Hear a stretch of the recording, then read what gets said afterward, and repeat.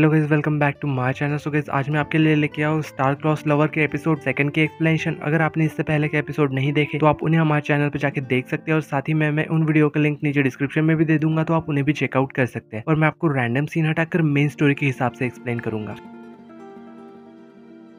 तो एपिसोड 2 की स्टार्टिंग में हमें यहाँ पे मिस किम और यहाँ खुफिया को दिखाया जाता है। यहाँ दोनों साथ में मिलकर डिनर कर रहे थे। तभी यहाँ पे मिस खुफिया मिस किम से कह रहा था कि हम ना शादी के बाद यहाँ से एक नए फ्लैट में शिफ्ट हो जाएंगे, पर उसका डाउन पेमेंट करने में थोड़ा पैसा कम पड़ रहा है, इसलिए ना तुम यहाँ पे इस स्टोर को भेज देना और उस लड़की और उसकी ग्रैंडमा को यहाँ से भेज देना। ये सब कह के वो वहां से चला गया था। और इधर हमें तेंजू को दिखाया जाता है, जो की यहाँ पे रोड पे बेहोश पड़ी हुई थी। तभी यहाँ पे एनबे पहुंच गया था। वो यहाँ पे तेंजू को रोड पे गिरा हुआ देख के वो अपनी वॉच से पूछ रहा था कि यहाँ पे क्या हुआ। तो यहाँ उसकी वॉच उसे बता रही थी कि ना ये ना बेहोश हो गई है, और यहाँ वो ना उसे होश में लाने के लिए तरीके बता रहा था। और यहाँ जैसे ही वो उसे सीपीआर देने जा रहा था, वो अचानक से उठ जाती है। तो यहाँ उसके होश में आने के बाद एनबे तेंजी से पूछ रहा था कि तुम बेहोश कैसे हो गई। तो यहाँ तेंजबे उसे बता रही थी कि एक भूत ना असल में मेरा पीछा कर रहा था, और यहाँ रोड ना दिखने की वजह से मैं ना गाड़ी से नीचे गिर गई थी। तो यहाँ एनबे सब सुन के कहता है कि मैं ना घोस्ट नहीं हूँ। तो यहाँ तेंजी कहती है कि तो फिर मैं तुम्हारा आवाज कैसे सुन पा रही थी। तो यहाँ इस पे एनबे उससे कह रहा था कि यही बात ना मैं तुमसे पूछना चाहता हूँ। तो यहाँ इस बात पे तेंजू को लग रहा था कि वो उससे ना उसका वो लकी बॉल लेने आया है। तो एनबे कह रहा था कि मुझे बॉल नहीं चाहिए, पर इस पे तेंजू कह रहे थे कि तो फिर तुम मेरा पीछा क्यों कर रहे हो, क्या तुम मुझ में इंटरेस्टेड हो, क्या पसंद करते हो क्या मुझे। तो ये बात सुन के ना एनबे हाँ कह देता है। तो इस बात पे यहाँ पे तेंजू एनबे कह रही थी कि तुम ना मुझे पसंद करते हो, इसीलिए शायद तुम मेरा पीछा कर रहे हो। तो एनबे उससे हाँ कहता है, तुम सही कह रहे हो, और इसीलिए ना तुम्हें अब मेरे साथ चलना होगा। और पर यहाँ पे तेंजू ना काफी चौंक गई थी, और वो डर डर के ना किसी तरह से उसका ध्यान बटा के वो अपना स्कूटर लेके वहां से भाग गई थी। और वही इधर दूसरी तरफ जब वो घर में अपने टैब पे उसके पैरेट से लिख के बातें कर रहा था, तो जिससे कि तेंजू को कुछ सुनाई ना दे, पर उससे पैरेट बोलता है कि कब तक तुम ऐसे ही बातें करते रहोगे, क्या तुम्हें फिर से अपने प्लेनेट वापस चले जाना है। और इधर घर पे तेंजू वापस पहुंचने के बाद वो धीरे धीरे ना अपना दरवाजा खोल रही थी, और जैसे ही वो अंदर जाने वाली थी तभी उसकी घर मालकिन वहां आ जाती है, और वो उससे पूछ रही थी कि तुम अब तक कहाँ थी। तो तेंजू उसे बता रही थी कि एक रास्कल ना उसका पीछा कर रहा था, और मैं अचानक से गिर भी गई थी गाड़ी से। इसके बाद यहाँ पे उसकी मालकिन उसे पास बुला के उसे बता रही थी कि वो ना एक घर बेचने वाली है, और उसके बाद में वो यहाँ से शिफ्ट भी हो जाएगी, और इसीलिए ना तुम अपने दादी और खुद के लिए एक नई जगह ढूंढ लो। जब यहाँ तेंजी अपने ग्रैंडमा के पास आ गई थी और उससे पूछ रही थी कि ग्रैंडमा आप कार्टून क्यों नहीं देख रही, तो उसके ग्रैंडमा उसे बता रही थी कि लाइट चली गई, तो इसीलिए वो उसके ग्रैंडमा को अपनी बनाई हुई कॉमिक ड्राइंग दिखा रही थी, जिस बात से ना ग्रैंडमा काफी खुश हो गई थी, और वो बाद में सो जाती है। और दूसरी तरफ यहाँ पे एनबे पैरेट को क्वांटम सी के बारे में बता रहा था, जहाँ स्टार सी रोज के एलियन का गोल्डन स्टोन रहता है। वही इधर तेंजू अपने टेबल के ऊपर जाके एक कैंडल जला के वही बैठ गई थी, और वो ना अपनी ग्रैंडमा के साथ अब कहाँ रहेगी इस बारे में सोच रही थी। तो यार तेंजू सोच रही थी कि मैं ना सेंसेन के घर पे रह सकती हूँ, पर वो बाद में ये भी सोचती है कि उसका घर ना तो काफी छोटा है, इसलिए वो उसके बाद यहाँ पे परेशान होकर कॉमिक ड्राइंग करने लग जाती है। और वो साथ ही में ये भी सोच रही थी कि मैं ना इस कॉमिक का मेन कैरेक्टर कैसे बनाऊं, और ऐसे ही काम करते हुए ना वो अपने टेबल पे ही सो गई थी। और जब हमें यहाँ नेक्स्ट सीन में दिखाया जाता है कि वो अब क्वांटम सी में पहुंच चुकी थी, और वो यहाँ पे सोच रही थी कि क्या वो कहीं कोई सपना तो नहीं देख रही। तभी यहाँ पे उसे अचानक से एक आवाज सुनाई देती है कि वो ना असल में क्वांटम सी में है, जहाँ ना स्टार सी रोज प्लेनेट का मेमोरी स्टोन रहता है, जो जिसका भी टेलीपैथी मैच होता है उसका यहाँ पे ना असल में शादी होता है। तो ये बात सुन के ना यहाँ पे तेंजू काफी एक्साइटेड हो रही थी, और वो यहाँ पे ना सभी चीज को अपने नोट में लिख लेती है। तो यहाँ पे तेंजू ये सोच रही थी कि शायद ना उसका पार्टनर कोई सेलिब्रिटी होगा। तभी यहाँ पे उससे पता चलता है कि उसका पार्टनर ना यहाँ पे 30 सेकंड बाद दिखाई देगा, और तभी यहाँ पे जब 30 सेकंड बाद एनबे वहाँ पे आता है, तो उसे देख के यहाँ पे वो काफी गुस्सा हो गई थी, और वो उससे कह रही थी कि तुम यहाँ पे क्या कर रही हो। तो यहाँ पे ये सुन के एनबे उससे कह रहा था कि यही सवाल ना मैं तुमसे पूछना चाहता हूँ, तुम यहाँ क्या कर रही हो। तभी यहाँ पे एक आवाज उन दोनों को फिर से सुनाई देती है कि अब तुम दोनों ना लीगली मैरिड हो। पर यार ना दोनों में से कोई भी इस शादी को एक्सेप्ट नहीं कर रहा था, और वो ना यहाँ पे डिवोर्स करना चाहते हैं। तभी यहाँ पे क्वांटम सी से फिर से आवाज आती है कि अगर दोनों शादी से खुश नहीं हो तो तुम दोनों ना एक दूसरे को दोबारा किस करके इस शादी को खत्म कर सकते हो। तो इसके बाद ना यहाँ पे एनबे उसे किस करने के लिए आगे बढ़ता है। तभी यहाँ पे तेंजू चिल्ला रही थी, और जब उसकी नींद खुलती है तो वो ना असल में अपने रूम में पहुंच चुकी थी। और जब हम यहाँ पे नेक्स्ट सीन में एनबे के घर पे दिखाया जाता है, जहाँ उसका पैरेट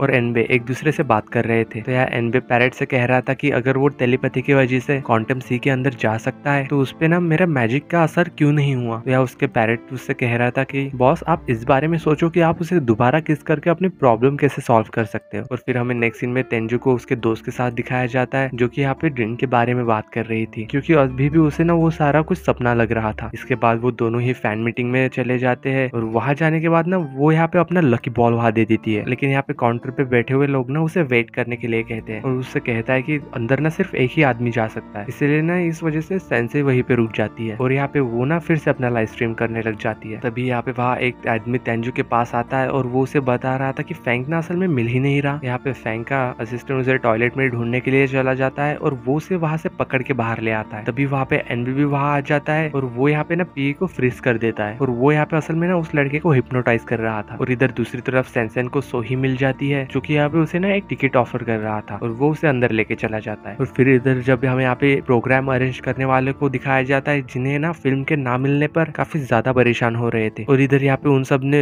उसके बदले यहाँ पे तेंजी को स्टेज में भेजने का फैसला किया था और वो लोग बाद में उसे स्टेज पे लेके चले जाते हैं और फिर उन्हें ना कॉमिक के बारे में बताने लगती है, स्टारसी रोज नाम के प्लेनेट के बारे में। और यहाँ पे सभी ऑडियंस ना उसे वहां से जाने के लिए कहते हैं क्योंकि उन्हें वो बिल्कुल भी पसंद नहीं आ रहा था और वो उसके ऊपर ना सामान फेंकने लग जाते हैं। और ये सब देख के यहाँ पे एनबे ना असल में फैन को स्टेज पे भेज देता है और यहाँ फैन के वापस आ जाने के बाद उसके सभी ऑडियंस ना शांत हो गई थी और यहाँ एनबे ना फैन को कंट्रोल करके उसकी बातें बुलवा रहा था और इसी तरह से वो उससे ना स्टोरी की इंस्पिरेशन और स्टारसी रोज के प्लेनेट के बारे में पूछ रहा था। पर यहाँ पे तेंजू उससे कह रही थी कि उसे बचपन से ही एलियंस के कॉमिक ड्रॉ करने में काफी ज्यादा इंटरेस्ट था और स्टारसी रोज ना नाम काफी अच्छा लगता है। तो ये सब सुनने के बाद यहाँ पे फैन ने उससे कहता है कि मैं तुम्हारा रूम में वेट करूंगा और उससे कह रहा था कि फैन मीटिंग के बाद मैं तुमसे वहां आके मिलूंगा। और इधर जब यहाँ पे नेक्स्ट में वो उसका यहाँ पे वेट कर रही थी और वो ना यहाँ पे उन सब चीजों के बारे में सोच के काफी ज्यादा खुश हो रही थी, तभी अचानक से वहाँ पे उसकी जगह एनबे वहां आ गया था और इसी सीन के साथ यहाँ पे एपिसोड 2 की एंडिंग होती है।